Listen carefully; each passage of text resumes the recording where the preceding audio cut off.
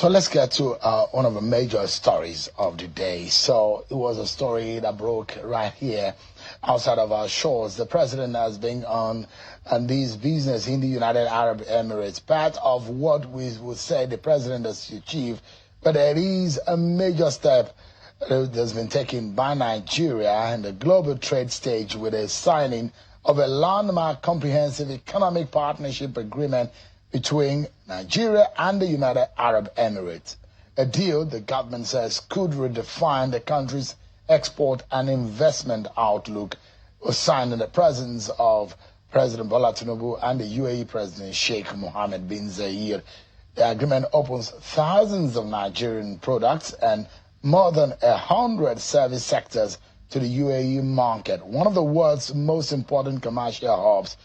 The Trade and Investment Minister, Dr. Jumoke Oduwole, says the deal is designed to unlock new opportunities for Nigerian businesses, professionals, and investors and position the country as a gateway to Africa and the wider Middle East as we examine what this means for the economy and for Nigerians at home and abroad. Perhaps a breakdown of what this means for Nigerians. The Minister of Trade Investment, Dr.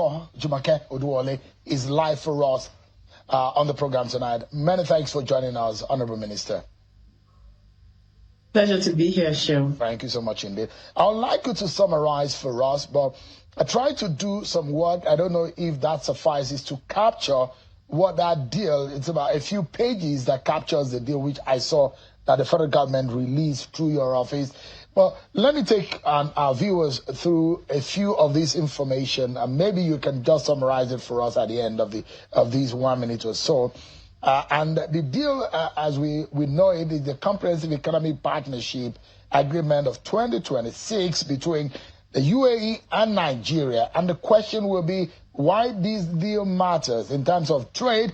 You will be able to see on your screen in terms of trade what we've gotten or what we'll be getting in terms of new jobs in export industries, global access, direct gateway to Middle East and the world, investment, UAE capital flows into Nigeria. Those who say this agreement is designed to drive non-oil exports, attract investment and grow Nigeria's economy. What are the big numbers? I've tried to put the figures together in this manner. There are three categories I've tried to put is the tariffs have removed, service sectors are open, business entry, and also we'll see in that tariffs removal, 7,350 Nigerian products will now easily move on what UAE gives to Nigeria, and what Nigeria gives to UAE is 6,243 UAE products, and the service sector, you see 108 services across 11 sectors, 99 services across 10 sectors. UAE firms cannot operate in Nigeria. Nigerians can work and set up companies in the UAE. Very landmark, isn't it? So what can Nigeria now sell to the UAE? Agriculture, manufacturing. Those products now enter the UAE with zero or reduced import tax. What Nigerians can do in the UAE, professional and business access, and what the UAE can do in Nigeria, there are a long list of them. And what are the things that have been protected? Some sensitive products remain restricted. UAE will not allow pork, narcotics, used tires, asbestos products. But this fits into a lot of ways, a lot of sense for Nigeria. The WTO deal, the AFCTA deal, the ECOWAS Nigeria agreement, and this CEPA all comes together. But let's hear from the horse's mouth, not literally, but the minister is here for us to give us a summary. I don't know if I did a good job in trying to extract and distill what they... So this is landmark, isn't it, for us as a country, isn't it? Yes. Yes, it is. I must say you did an excellent job. Thank you for breaking it down for Nigerians. We'd like to deliver the message in the most pragmatic manner, even though it has been very technical work, over 11 months of tough negotiation. And I think both sides were quite pleased with where we landed this deal for Nigeria. Now, speaking first of all to Nigerian exporters under the Renewed Hope agenda, the diversification of our economy and pushing of those non-oil exports, over 7,000 product lines from seeds, oil seeds to pharmaceuticals, to our chemicals, to agricultural produce will be allowed into the UAE market duty-free. We really do want Nigerian businesses to take advantage of that. We specifically chose the UAE. You know, Mr. President has been cultivating this relationship. This week would be about the 4th visit that he's paid in person to the UAE.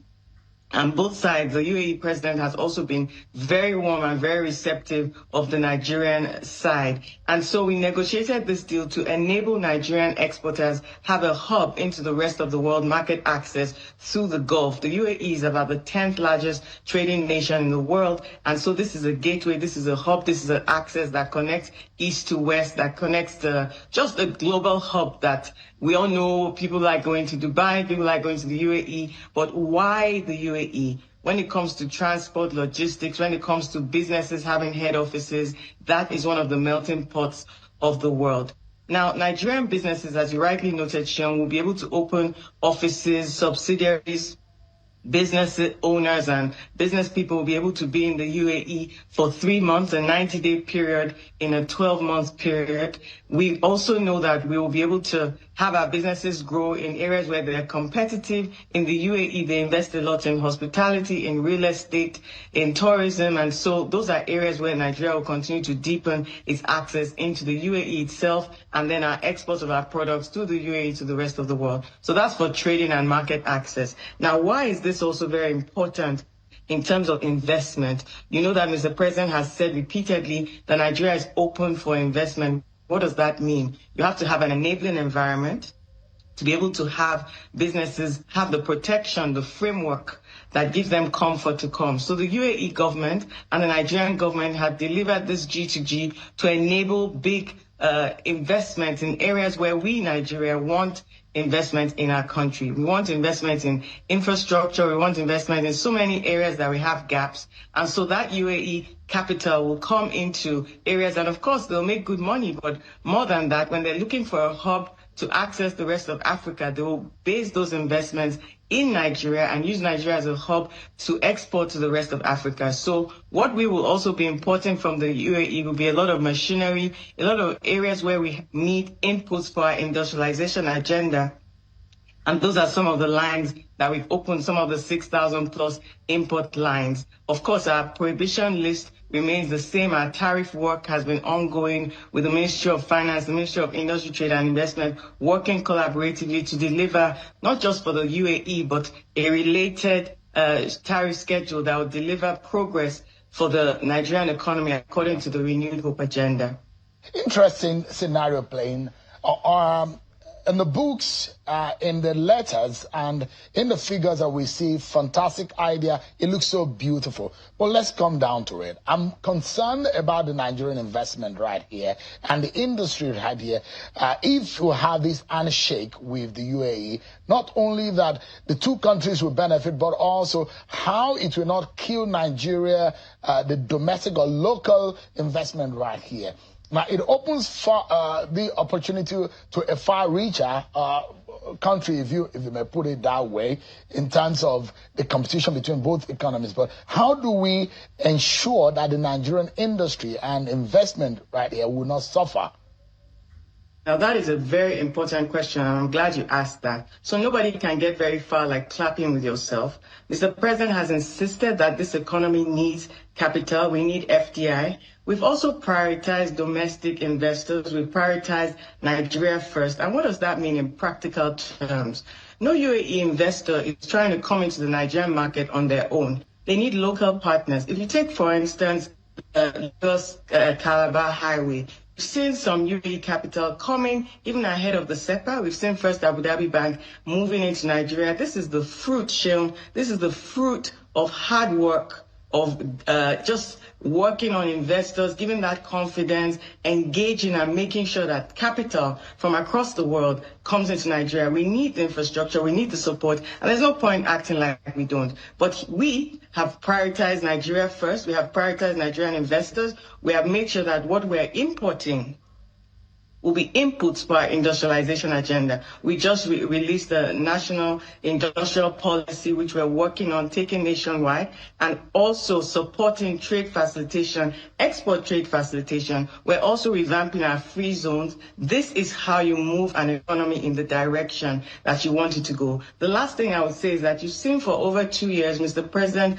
going around the world. I spent a lot of my time. You know how long you were trying to get me on this show, and just the travel schedule that was pretty grueling last year, making new friends, cultivating new friends, bringing in investors. You saw us in Brazil, you saw us in China, you saw the Prime Minister of India in Nigeria after 17 years, you saw the Vice President of Colombia visiting us in Nigeria.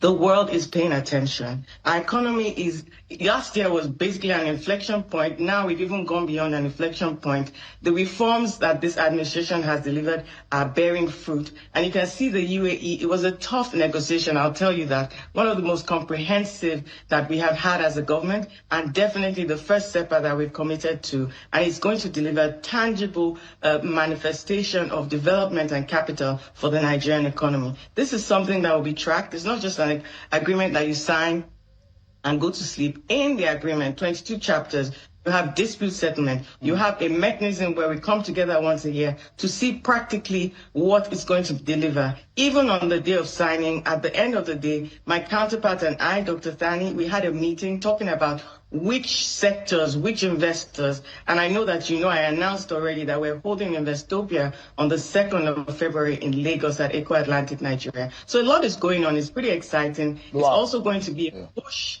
to make sure that Nigerian businesses take advantage of it. We've been pushing our non-oil export agenda, and that's the collaboration and coordination that we're going to need to deliver the tangible results that this agreement gives. I'm worried that this deal will not be one-sided, and that Nigerian investment will also benefit. You say 7,000 Nigerian products have access to the UAE in what this deal provides, but how many Nigerian companies are currently capable of exporting at that scale? Have you identified them already? We have had our first ever domestic investors forum about August last year. We've been working hard with medium-sized enterprises. You know my track record on ease of doing business. We've been collaborating with Nigerian Customs Service. The National Single Window Project is coming live Q1. Crimson Logic has been the technical partner.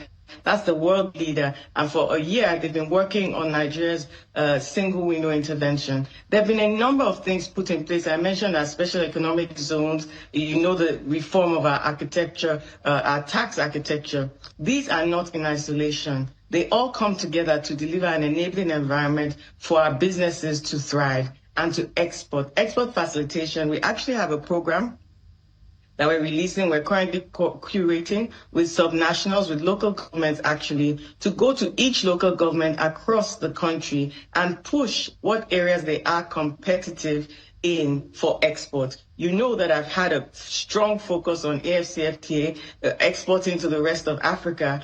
And the UAE investors are looking for a base for the rest of Africa. Nigerian businesses are also going to export, not just to the rest of Africa, but to the rest of the world through that Middle East hub. Now, never, ever underestimate Nigerian productivity, Nigeria innovation, Nigeria's capacity to take advantage. Our work as government is to give the enabling framework, which we've delivered. This agreement is by no means one-sided. It's one that I told you was a tough negotiation, but both sides insisted and came to a conclusion where it was going to be a win-win. And I'm really, really, really, really delighted and proud that the interministerial team was able to deliver this for the Nigerian economy. I'd like to ask you whether or not, because the average person watching tonight will be asking the question, what is the need for me? Whether or not this is not just optics and political or majorly a diplomatic move between the two governments, but whether or not these will have a dovetailing effect on the pockets, the food on the table of the average person. And the big question here is, realistically, Minister, how many jobs do you think that the average this deal can bring into the Nigerian market, first and foremost? The other thing will be whether or not the average Nigerian farmer, the tailor, the manufacturers, and traders will be able to export to the UAE under this deal almost immediately? Does it start almost immediately? And does the average, entrepreneur who are doing just not so much can immediately start exporting to the UAE freely the way this deal captured it?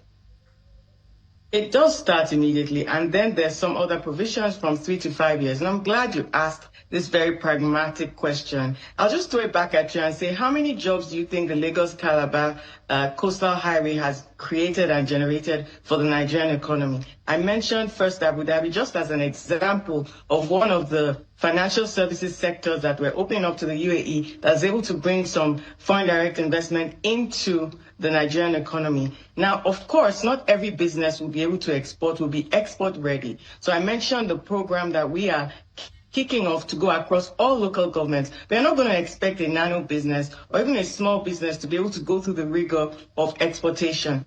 That is where you have the clusters coming. That's where you have the cooperatives.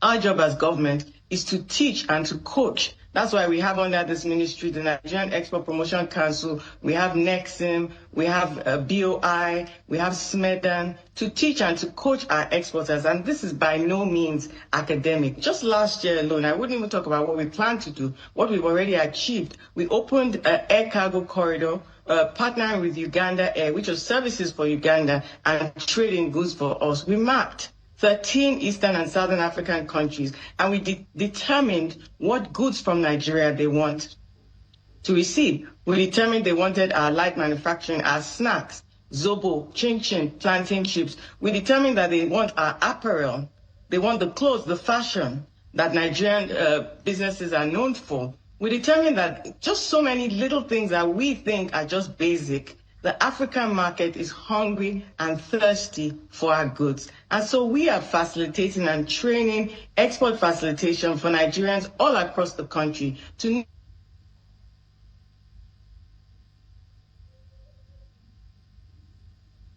Well, it seems to have some network glitch there. The minister explaining what this means, this deal between the UAE and Nigeria mean for the average person, and how immediately the local economy can now start gearing up for what will become an exchange in product for money in exportation to the United Arab Emirates. But my question and concern again will be whether or not if the agreement removes tariffs on thousands of UAE products coming into Nigeria, the guarantee that this will not flood our market and kill local manufacturers. Honorable Minister, if you can hear me. My next question will be about the removal of the tariffs on about thousands of UAE products coming into the Nigerian market. How do you as a government guarantee in this deal that this deal will not allow for UAE products to flood our market and kill local manufacturers? I'm really worried about. We've seen that happen today. China has happened to Nigerian manufacturing of textile, and we saw Kaduna literally fell on his knees in the late 60s, early 70s. We know what textile industry is to that economy in the northwest region of the country. But today, those other economies have flooded Nigeria with those alternative textile opportunities, and now it's almost moribund. The big fear is that this tariff removal and the flooding of about these thousands of products will not kill local manufacturers. Please don't frame things as flooding, because you need to now find out exactly what it is that will be coming into the Nigerian market. I started by saying that we prioritize inputs like manufacturing inputs, capital-based inputs that will be inputs for our manufacturing base, for our industrialization.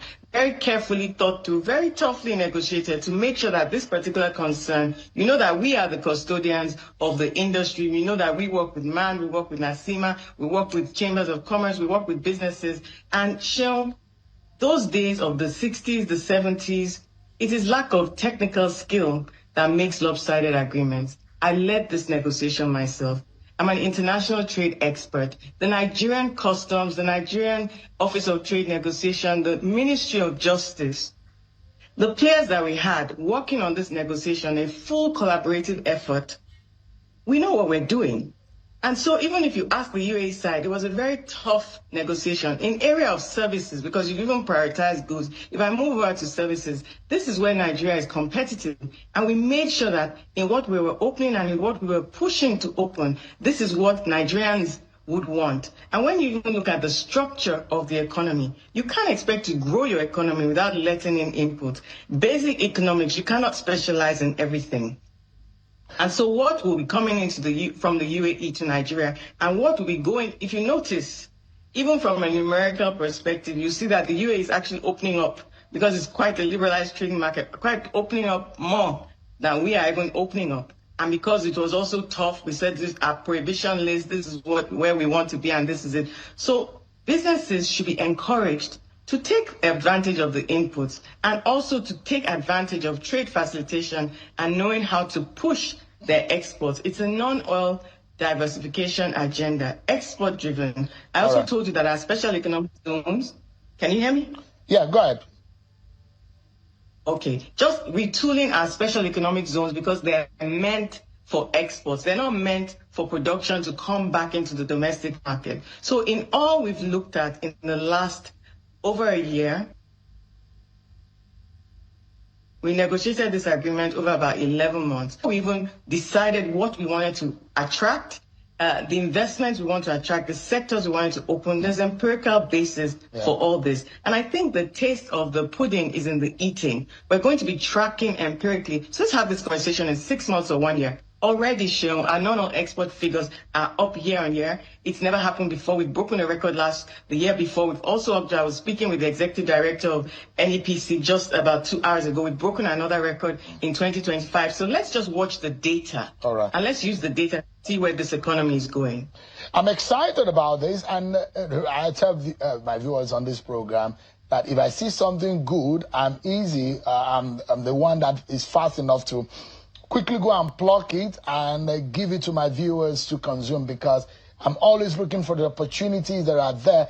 Out of the sad and the very gloomy stories are also very good stories about our country. And when I see one, I come at it. And it's interesting that our own sector in the media is also part of the deal. And so a lot of our colleagues and a lot of people in other areas, and I mentioned tailors, I mentioned farmers, these are areas that people's ears should now start working and start itching to see what opportunities are there. But on a final note, my final question to you, I'll take you away from the UAE and I'll take you to what the lesson from China.